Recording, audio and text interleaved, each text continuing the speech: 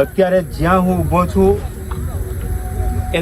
એક કલાક પહેલા ઘર હતું અને અત્યારે ફક્ત તમને કાટમાળ દેખાશે. અહીંયા પડેલો તમને કાટમાળ જોવા મળશે. કાટમાળ સિવાય અહીંયા તમને કંઈ જ જોવા નહીં મળશે, કારણ કે આ ઘરના ઉપર પ્લાસ્ટિક છે. અહીંયા બેડ તમને જોવા મળશે. અંદર એમને જે હતા એમના કબાટ છે, હું કેમેરામેનને કહીશ કે બતાવે. કબાટ છે, આ કબાટ છે, પેટી છે. અહીંયા આદિવાસી વિસ્તાર છે. આદિવાસી વિસ્તારના લોકો પશુપાલન સાથે જોડાયેલા હોય છે અને પશુપાલનમાં એમના ગાય ભેંસ ને એવું બધું છે. તો ગામના સહકારથી જે ગાય ભેંસ છે એમને પણ સહી સલામત બચાવી લેવા છે. પણ જે ઘર છે એ તમને અહીંયા એકદમ પડી ગયેલી પરિસ્થિતિમાં જોવા મળશે. આ બેડ છે, સેટી છે, કબાટ છે, બધું જ દબાઈ ગયું છે. અહીંયા કોઈ વસ્તુ બચી નથી. વાંસદા તાલુકાનું સિણધઈ ગામ અને સિણધઈ ગામના ડુટાળા ફળિયા, જે બે ફળિયા છે, એમાં ચક્રવાત દ્વારા ભારી અને મોટી સંખ્યામાં લોકોના ઘરના છાપરા ઉડાવી દેવામાં આવ્યા છે. અહીંયા તમે અમુક ઘર જોઈ શકો તો જમીન દોષ થઈ ગયા છે. ઘરના જે છે શોભાની જે હોય છે ડીંગલી છે એ પણ અહીંયા તમને જોવા મળશે. પણ થોડી કલાક પહેલા ઘર હતું, હવે એ ઘર નથી, ફક્ત એક કાટમાળ બની ગયો છે. લોકોના ટોળે ને ટોળા ઉમટી પડ્યા છે. જે ફળિયાની પરિસ્થિતિ છે, ફળિયાની પરિસ્થિતિ જોવા માટે ઉમટી પડ્યા છે. લોકો મદદ માટે પણ ઉમટી રહ્યા છે અને સરપંચની છે, આજુબાજુના ગામના લોકો છે એ પણ મદદ માટે આવી રહ્યા છે, કારણ કે અહીંયા એક નાનું છોકરું પણ ઈજા પામ્યું તેવી પણ જાણકારી મળી રહી છે. અત્યારે હું જે જગ્યાએ ઘટના બની છે, વાંસદા તાલુકાનું સિણધઈ ગામ છે. સિણધઈ ગામનું ડુટાળા ફળિયું જે છે, અને ડુટાળા ફળિયામાં મેં તમને પહેલાં કીધું શરૂઆત મેં ત્યાંથી કરી હતી. ત્યાંથી અહીંયા છેલ્લે ગ્રાઉન્ડ લેવલ ઉપર છો, અને ગ્રાઉન્ડ લેવલ ઉપર એ પરિસ્થિતિ છે કે અહીંયા જે મહોલ્લો છે એ મહોલ્લામાં 20 થી 22 જેટલા ઘરો આવેલા છે, અને 20 થી 22 ઘરોના એકના પણ છાપરા બચ્યા નથી. તમે ઉપર જોઈ શકો છો, ફક્ત ઉપર લોખંડની ચેનલ તમને દેખાશે. આ ઘર છે, આ ઘરમાં અત્યારે પતરા નથી અને પાણી છે. અહીંયા તમે જોઈ શકશો ચક્રવાતની પરિસ્થિતિ તમે જોઈ શકશો કે કબાટ કેટલી જોરથી પછડાયો હશે. કબાટના કાચ તૂટી ગયા છે, કબાટ પછડાયો છે. અહીંયા તમે આ ઘર જોઈ શકો છો. ઘરમાં સામાન વેર વિખેર છે. લોકોના આ થાળી વાડકા છે, લોકોના કપડાં છે, લોકોનું ઢોર ઢાકર માટેનું ખાવાનું, પોતાના ખાવાના જે વૈરા છે એમના ભંડાર જે છે એ અત્યારે તૂટીને નિસ્ત નાબૂદ થઈ ગયા છે. અહીંયા બાજુમાં ઢોરના રહેવાની જગ્યા છે એ પણ અત્યારે પતરા ઉડી ગયા છે.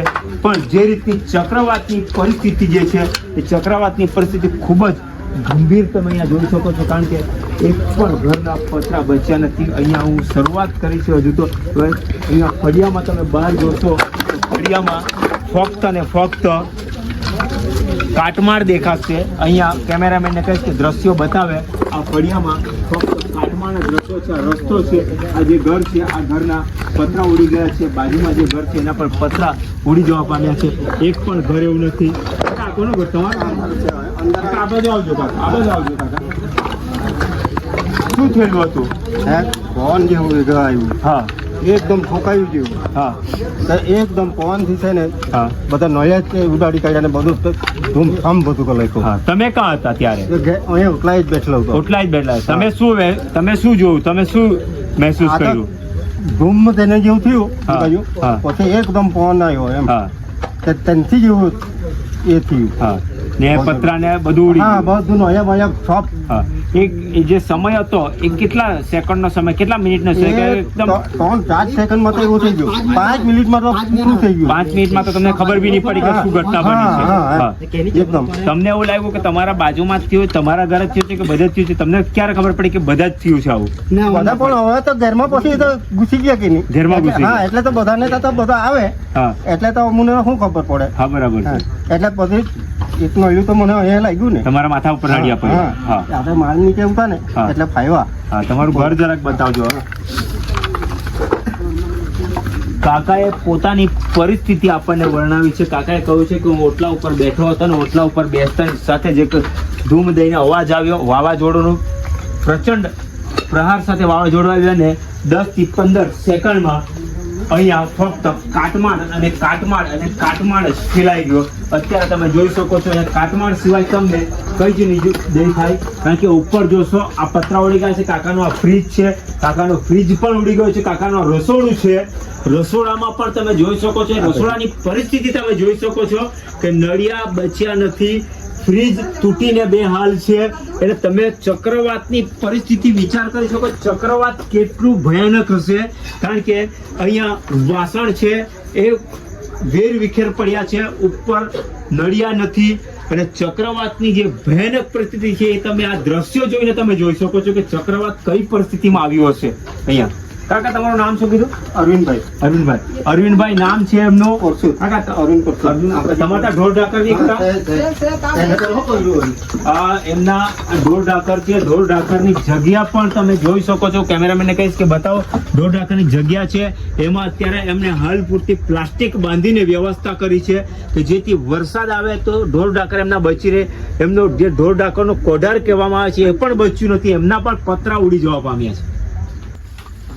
અત્યારે આપણે એક બીજું ઘર જોઈ રહ્યા છીએ. ઘર તો અત્યારે હું ન જ કહી શકું, કારણ કે હાલ 1 થી 1.5 કલાક પહેલા એ ઘરની પરિસ્થિતિમાં હતો, હવે હાલમાં કાટમાળમાં ફેરવાઈ ગયું છે.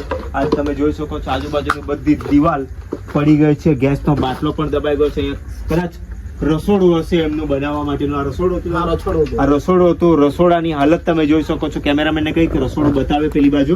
આ રસોડો છે, ગેસના બાટલા છે, વાસણો છે, વેર વિખેર પડેલા છે, અનાજ ભરવાના ડબ્બા છે એ વેર વિખેર પડ્યું છે, ફ્રીજ છે એ વેર વિખેર પડ્યું છે. અને એક્ઝેક્ટ એની બાજુમાં ઢોર ઢાકર માટેનું રહેઠાણ જે છે એ ઢોર ઢાકરનું રહેઠાણ પણ અત્યારે તમે એકદમ ભંગાર પરિસ્થિતિમાં જોઈ શકો છો. કાટમાળમાં ફેરવાઈ ગયું છે. ફક્ત ઢોર કદાચ કોઈ નુકસાન થયું છે, કોઈ ઢોરને એવું થયું? ઢોરને જ ખાલી આંખમાં વાગ્યું ગાયને. હા, ગાયને વાગ્યું. હા. મોરે ફળિયાના હું ઘટના સ્થળના છેલ્લા 7 ઘર છે ત્યાં છું. અત્યારે હાલમાં રસ્તો ખુલ્લો કરવાની કામગીરી ચાલી રહી છે અને પોલીસ ખડે પગે અહીંયા ઊભી છે. પોલીસ પ્રશાસન ઊભું છે, આરોગ્ય વિભાગની ટીમ ઊભી છે. બધા જ અહીંયા ઊભા છે અને જે પરિસ્થિતિ સર્જાઈ છે એના માટે બધા જ તજવીજ હાથ ધરાઈ રહી છે કે બધાને રાહત મળે. અને જે રીતની પરિસ્થિતિ સર્જાઈ છે, ચક્રવાતમાં લોકોએ ઘર ગુમાવ્યા છે, ઘરના જે પરિવાર છે એમને જેને જાનહાનિ થઈ છે એને હોસ્પિટલ લઈ જવાની પણ તૈયારી થઈ રહી છે. અને રસ્તા ખુલ્લા કરવાની ટીમ પણ અહીંયા આવી છે. પોલીસ પ્રશાસન ખડે પગે ઊભું છે. ગામમાં બધી જ જગ્યા પોલીસ પ્રશાસન પણ ઊભા રહી અને પોતાને લોકોને પૂછી રહી છે કે કોઈ અગવડતા પડી હોય છે એમને પણ સ્વચ્છતા અને સેવા માટે અહીંયા એ પણ પ્રતિબદ્ધ અને ઊભા છે. જીજે દેશી ન્યૂઝ અત્યારે જે સિણધઈ ગામની વાત ચાલતી હતી, જે સિણધઈ ગામમાં ચક્રવાત આવ્યો હતો અને સિણધઈ ગામમાં જે 100 થી વધુ ઘરોને નુકસાન થવા પામ્યું છે એવા છેલ્લા ઘર સુધી જીજે દેશી ન્યૂઝની ટીમ રાત્રે પહોંચી ગઈ છે. પોલીસની ટીમ પણ સાથે છે, પોલીસ પણ પહોંચી ગઈ છે.